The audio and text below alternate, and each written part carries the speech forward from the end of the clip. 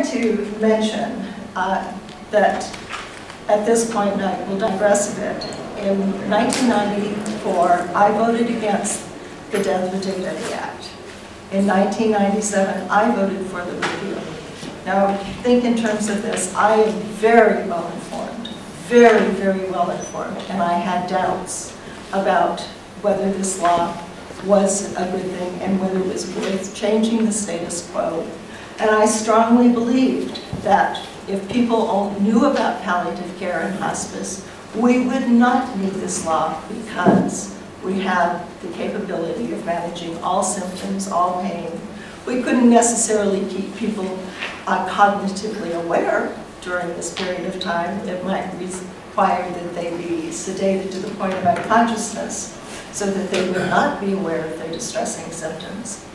That we shouldn't have to do this. And then I was part of the task force to implement the law, or to develop rules and programs for all the healthcare providers in the state of Oregon. This was the group that the advocacy groups were not invited into, indicating that the Oregon Hospice Association is not considered an advocacy group.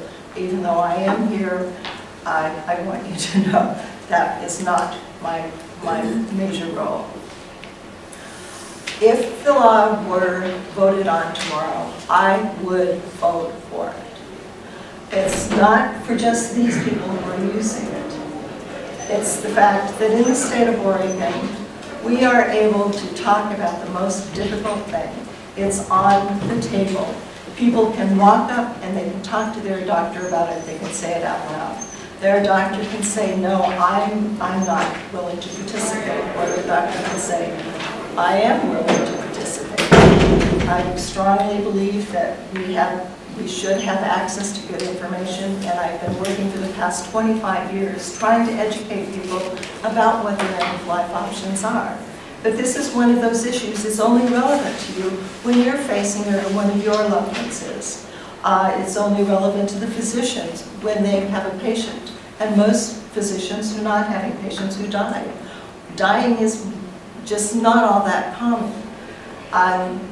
I read last night in the Hospice News Network, which is a compendium of information provided to hospices, and the Massachusetts Commission on End-of-Life Care, which was implemented 2 years ago, has reported they have made no progress in educating the public about end-of-life care and about where they can get good care. They just had failed the Death with Dignity Act there by a tiny margin. And but I would say that in the state of Oregon, it's far more likely that people are going to get good information.